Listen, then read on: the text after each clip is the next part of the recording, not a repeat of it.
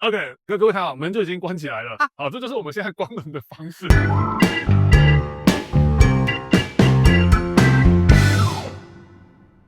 Hello， 大家好，我是93先生，很高兴你继续收看这个频道，让你朝安全又迈向一步。嗨，我是晶晶。大家晚安。那今天呢是要来跟大家介绍一下我们的新家。那原本呢是想说在看完房子之后呢，让大家了解一下我们新家它原本的状态是什么。那也顺便跟大家解释一下，我们在看这栋房子的时候呢，有哪些我们注意到的、考虑到的安全要点，跟大家做一些分享。那只是呢后来因为我们时间的关系，所以大家会发现到呢，看起来我们这个呢一定不是刚开始看房子的样子，因为我们已经做了一些部分的整修了。前面实在太忙，对，有些该拆的都拆掉了，然后有些不该拆的也不小心拆掉了。好，那我们还是会跟大家解释一下说，这些部分我们做这些调整修改，因为安全这件事情的考量上，我们做了哪些调整跟改变？因为我们现在呢买到的是一个公寓。所以呢，我们并没有像社区大楼那样子的公共空间，那楼梯间也自然不会有防火门，它就是很单纯的一道楼梯上去，连接到你的玄关门。那我觉得我们这一栋楼它有一个很特别的地方，就是它一楼到道路的地方中间是有楼梯的。之前有跟大家分享过，这样子的好处是我们的大门前方一定不会被停放机车。那同时也因为这样子，我们同一栋楼的其他邻居住户，他也没有办法把他的摩托车停到我们的楼梯间里面来。可是不能停摩托车是怎样？有什么好处吗？如果一楼楼梯间被停放的摩托车，其实它的可燃物火载量是变比较高的。简单来说，就是它这边发生火灾的时候有多少东西可以烧。我一台摩托车在里面，那它又有汽油。那如果万一它真的起火了，或是被人纵火的话，哇，那这里的燃烧的猛烈程度，当然就是会非常的大。好，那我们这边一楼的情形，虽然说也不是完完全全净空啦，顶多被停放脚踏车啊。那脚踏车就很纤瘦嘛，只有骨头骨架而已，跟摩托车比起来，当然它的可燃物量就少了非常多。万一真的被纵火的话，它的燃烧程度也不会那么的猛烈。所以其实对我来说，我们的一楼大门前面有一个楼梯，反而是个好事情。旧型的公寓楼梯间宽度会比较稍微窄一点，那可能是没有办法让两人同时并行下去。就是假设我们今天在疏散途中，如果消防队也抵达现场时，它其实通道空间就是会变窄了。那再来一个事情是，我也不晓得是不是因为早期的建筑的关系，我们发现呢，我们上来的楼梯啊，有很多楼梯的阶段高度是不大一样的。对啊，我们刚来的时候好几次都快被跌死。对，因为一开始不习惯，你在走楼梯的时候走一走，忽然间有一段变高，忽然间又有一段变矮，但这个对于我们疏散行动当中也是一个不利因素。万一我们因为这样的落差而跌倒的话，通通都是一个危险。不过好在是因为住在这里的都是老住户啦，所以应该都很清楚这里的阶梯的构造，所以还算熟悉。是，我想是的。我们简单的介绍完我们外面的环境之后呢，就来带大家看看我们的住家内部了。我们一进来最优先看的就是我们的配电盘。当时前屋主是告诉我们说，他在8年前已经重新拉过了一下电线。那算是我们运气不错，捡到了。我没有记错的话，台电是建议大家如果有超过20年的时候，最好把这些电线做一次重换。坦白说，电器的部分我并不是那么的十分熟悉，我只知道个大概啊。首先就是里面没有很明显的灰尘堆积啊，所以他说他曾经重拉过，我是相信的。对，蛮干净的里面。没错，很干净。那它绝缘体的部分也没有很明显的变色或变形，那金属外露的部分也没有很明显的生锈状况。以我这种很粗浅的认识，我觉得呢应该算是蛮不错的。好，那我们看完我们的配电盘之后呢，来跟大家介绍一下我们的大门。你要不要自首一下你对大门做了什么事？这扇门呢，它原本其实有2道的，一道是内门，一道是外门。好，那因为呢，我们想要把这整扇门换掉啊，我先跟各位说一下为什么我们想把整扇门换掉。大家可以看到，这是比较老式的房子，大门上方还会保留一个通风窗。对啊，那我们原本里面呢是一道木门，那上面还保有玻璃窗。当时我来到这边的时候，我就非常的坚持，这个门我一定要全换，因为上面的通风窗，万一底下楼层发生火灾，烟热上来的时候，它会把这个玻璃窗给弄破，会导致烟流进到我们的室内，会给我们造成危险。所以我当时坚持一定要把这整扇门给换掉，好，至少上面的空洞要补起来。好，那我是不是有跟你讲，我们2月的时候大门会来？我是不是有跟你讲那时候再拆就好？是的，那时候再拆就好。只是当时我忽然间一时脑冲，我想说，拆除都既然来了，就一起拆。对，我就把木门给拆了，然后铁门给留着了。他们的好家在，你连铁门都还留着。结果我拆之后就发现一件事情，挺透风的，天气又比较冷，所以呢，我们现在室内呢，这个是还挺凉快的。然后我们晚上是用什么来遮？然后我跟大家介绍一下了哈，那个我们的新闻这个是我们的门，这是我们的零食门哈，这是我们冰箱的这个盒子，所以呢，我们现在呢可以上锁，只是锁住之后呢，它还是会看得到外面，所以邻居来来往往的都会看到我们家里哈，所以我们只能暂时用这个好冰箱门来给它这样子。OK， 各位看啊，门就已经关起来了，好，这就是我们现在关门的方式。那你让我昨天跟我同事讲这件事，我同事就说，那你冰箱门你就可以写加油2钱，我在这边写警民连线之类的。就因为我忽然间一时脑冲，请他把里面也拆掉，就变成这个局面。对，好啦。对，就只是暂时。我们这样子要2个月。对，所以当时的那个送冰箱来的人说，你这个冰箱的箱子先别丢掉啊，他说至少留1个礼拜，确定新冰箱没有问题，再把这个给丢掉，可以留到2个月。好，所以呢，我先把这个门给放回去哈。我们这边因为是老公寓，所以呢，当然也不会有任何系统式的消防设备，所以呢，各位我们可以看我们的天花板，就是呢上面除了吊灯之外呢，就什么都没有，什么都没有。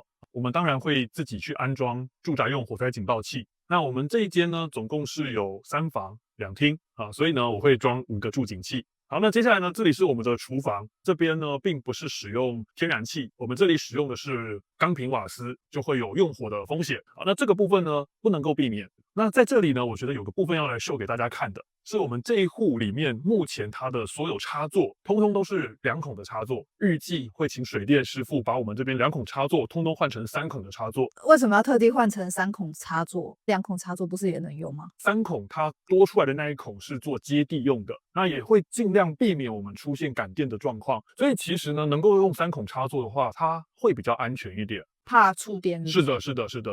那另外一个部分，我想带大家看一下我们的这个侧边阳台。那各位看到了，我们这边呢是使用钢瓶瓦斯。那瓦斯的话呢，我最担心的事情是，万一发生地震时，它可能会倾倒。所以呢，这边我之后会打算呢装个固定的铁链，平常的时候用铁链把它给固定起来，不要让这个瓦斯桶有倒塌的风险。那个铁链呢，也不是把它锁得很紧，就只是挂在上面。我真的要换瓦斯桶的时候呢，只要把铁链给松开，那瓦斯桶还是可以轻易的交换。那另外一个事情呢，是我们的热水器，这里会产生的风险就是一氧化碳中毒。那我看了一下它的安装情况，它这一支是强制排气型的热水器，所以呢，它现在装在这个阳台的位置是正确的。重点是它上面的强制排气管，它是有好好的安装上去。你要看哪里才会知道这个是强排？热水器上面会有一个名牌，会明确的写着这台热水器是属于哪一种类型的热水器。因为我们比较担心、比较怕的是，我真的看过这种情况，有一些热水器它明明名牌上面写的是屋外型热水器，好，它其实是没有加装管子的空间的，它一定得装在屋外。结果呢，不知道是安装的师傅去骗他，还是屋主自己不清楚不晓得自己加装一个管子，那其实它变成是错误的机型，去装了错误的管子，那它其实没有任何的用途。我看过了这个的名牌，它是强制排气型没有错，而我也大概看了一下它的管子安装，它其实有接的非常的牢固，可以大幅度的降低我们一氧化碳中毒的风险。为什么你说那个热水器装的位置现在是对的？是怎样看是对还是不对？首先，屋外型的话就不能装在我们这个地方，因为这边严格来讲，我们是在阳台里面。可是这里也是屋外啊。对，但是这个地方像看到我们的阳台，我们有做一个遮帘。虽然它不是完全密封，但是它的通风效果自然还是会打些折扣。对我而言，我觉得它就是存在风险啊。那你要说这边是室外，这边并不是完全的室内，我也认同。但是就变成是你要不要去冒这样的风险？那我的阳台已经被封掉了一半，我会觉得这里要把它当成完全室外，当成是一个真的通风很良好的地方，我还是会心有疑虑。所以严格一点就把它当成室内。对，再加上有些地方它可能会在这边晾挂很多衣服，那当你在这边晾衣服的时候，其实它也会去影响到你的通风，所以呢，如果这个是屋外型的话，我就不建议装在这。但是因为我们这是强制排气型，简单来说，它其实是可以装在半密闭的空间。那我们现在这里的环境就是很标准的半密闭式空间，有安装良好的强制排气管，这样子是正确的安装，没有问题的。好，那再来呢，这个是一样是我们的餐厅，这里我想跟大家介绍的这一面墙壁各位应该也可以发现到了，这是我们现在呢墙壁最不一样的一面墙。那其实原本的时候啦，它这边是瓷砖墙，其实还有一个重点是它瓷砖裂掉，对，我想说打掉重做，结果呢那个师傅一看就说，你这个之前防水层没做好所以他建议说你如果要做防水层，最好重做才会比较保险，所以我们才会有这个红墙产生。对，所以也是因为有这个机会让我见到我们家里墙壁的庐山真面目很好，我们的墙壁是实心的水泥墙，所以呢它是一个非常好的防火区划，没有问题。再来一点呢，就是也因为这样我发现到了我们的墙壁是有置顶的，就是之前有跟大家介绍过，有的时候你的墙壁啊，它只会到你的装潢天花板，它并没有到达你上方的楼板，变成是你两个隔间之间，虽然看起来好像是有墙壁隔着，但是它上方天花板其实是相通的。那这样子一来，这个空间它可能就不适合你做关门避难。意思就是说，至少还有这一面墙，它其实在天花板里面是有挡烟的功能，就对了。是的，没有错。那我现在站的位置呢，是在我们的浴室外面，我会把我们的一氧化碳侦测器装在这个像是短走廊的地方，也就是我们的浴室外面。那是因为我们的浴室啊，它有一个对外窗，那个窗户外面就是刚才大家看到装热水器的那个阳台，那个阳台的门我们平常都会是关着它的，所以呢，我认为我们这里万一真的产生一氧化碳的话，最有可能蔓延的路径其实是透过我们的浴室，然后流到我们的室内来。那也同样的，因为这个位置距离我们的卧室是比较近的地方，在这个地方放置一氧化碳侦测器，我认为是比较能够有效的侦测，而且也能够让我们在睡觉的当中比较容易听到的位置。那之前也跟大家提醒过了，其实你的一氧化碳侦测器不是要去装在燃烧器具的附近，而是尽量靠近你生活的位置。哦，因为生活的区域如果有的话是比较危险的，热水器都是装在外面嘛，所以外面有也都散掉了。对啊，而且你装在那个燃气附近的话，它真的发出声音，你又不见得听得到。啊，对，那假设真的在燃气附近产生一氧化碳的话，会去威胁到你的生命安危，都还有一段距离哦。反而是呢，你今天要能够听得到这个警报声。接下来要让大家来看一看，我认为我们这一户里面呢，风险比较高的一件事情了。我们的侧阳台呢，是有跟隔壁的住户、隔壁的建筑物比较靠近的地方，我们透过这个侧阳台往下看跟往上看的时候，其实都有发现到，不管是我们这边的前屋主，或者是其他楼层的住户，都有把阳台做外推以及雨遮的情况。等于是说，这边本来它应该是一个防火间隔，就是避免说隔壁建筑物发生火灾时会延烧过来的情形。那因为呢，我们这里都有外推阳台以及雨遮，所以变成是我的防火间隔距离变短了，是很有机会造成建筑物之间的火势蔓延。我们的想法跟做法是，我们用计划以及规则去避免它的风险。所以呢，我们之后的规矩是，我们这个阳台呢，上面我们都会保持净空，不会在这个地方摆放任何的物品。就是万一真的邻居家发生了火灾，它的烟热虽然可能会靠近，可是我们没有可燃物让它在这边烧，那可能就会让这个火势或是这个影响断在这个阳台里面。那当然，现在大家看到这些摆放衣服，我必须说这个是我们的临时状况。我们现在很多东西都是临时的，很多东西都还没有办法定位。好，那我想呢，我们带大家来看我们其中一个房间。前面也跟大家说了，我们这里的墙壁是一个非常好的水泥墙，这些房间呢都有很好的阻隔烟热、阻隔火灾的效果。如果真的其他空间发生火灾，我们待在里面，关上房门是不用担心火势或是烟热会入侵到房间里面来的。但是呢，这个空间里面有一个比较小小的问题，我想要带大家来看一下。这个房间里面呢，它其实四面墙壁都是水泥墙，但是唯独这一道墙壁，它的声音不大一样。那是木板墙。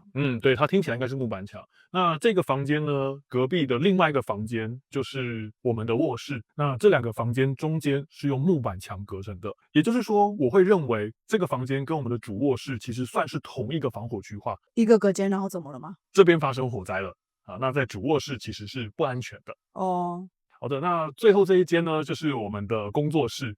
这里的所有的墙壁都是水泥墙，是个安全的房间。同时，我们之后会把门给做起来，也会是用一个好的木头门，让它可以挡住烟热。会真的特别跟大家介绍我们的工作室，是因为呢，我们的工作室是我们家里最安全的房间。怎么样说是最安全？因为首先第一个，它墙壁通通是水泥隔间，门我们会做一个木头门，那再加上它有一个好的对户外的窗户，所以呢，除非是工作室起火，否则我们家里其他任何地方起火，这里把门关着，通通不会有事情。所以我们家如果万一火灾的话，第一个就是要先躲来这个地方。是的，我觉得这个地方是最安全的地方。那其实我们的主卧室跟我们的储藏室也算蛮安全的啦。只是呢，跟工作室比较起来差了一点的地方是，刚才有跟大家讲过了，我们的主卧室跟我们的储藏室中间是用木墙做隔间，万一储藏室起火，主卧室还是会有危险。所以呢，其实我们的工作室将来呢也会放几个沙发床啦。一方面是说，假设有朋友来的都可以让他住；另外一方面是假设哪一天我们谁生病了或谁受伤了那个不能跑的人呢，就请自己来这边睡。好，这边是最安全的地方。就是如果大家想要在想说孝亲房啊、小孩房想要放哪里的话，你们就可以考虑这些条件。没有错，我觉得大家都会有很多的原因跟考量，当然包含了生活动线，你方便照顾它，安全这个因素可能是大家比较少去考量到的，我也提供大家这一个方向，让大家可以参考看看。所以呢，这个是我们屋子完全就定位之前的简单介绍。那之后呢，我们会把这个房子做一些改造，包含我们讲的一些安全的因素，该加装的会去做好加装，该固定的会去做好固定。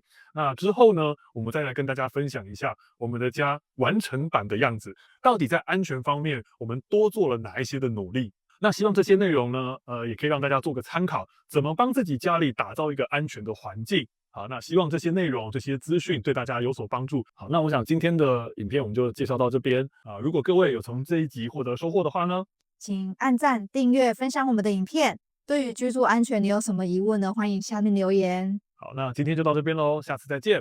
拜拜。